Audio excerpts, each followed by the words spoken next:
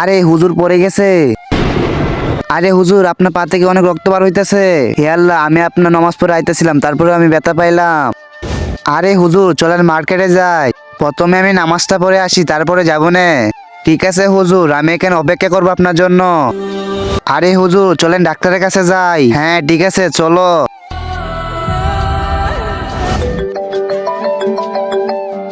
Hello hello হুজুর, আপনি কোথায় আছেন? দাঁড়াও, আমি আসতেছি।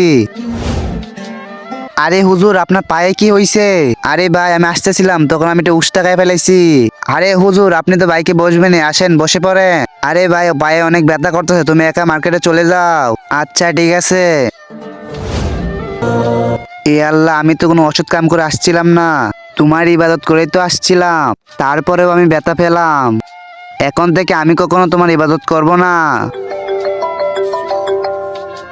আগে তুমি কি ফ্রি ফায়ারকে ভালোবাসো না তোমার মা বাবাকে ভালোবাসো? যদি মা বাবাকে ভালোবেসে থাকো, অবশ্যই ভিডিওতে লাইক, চ্যানেলটাকে সাবস্ক্রাইব করে দিও।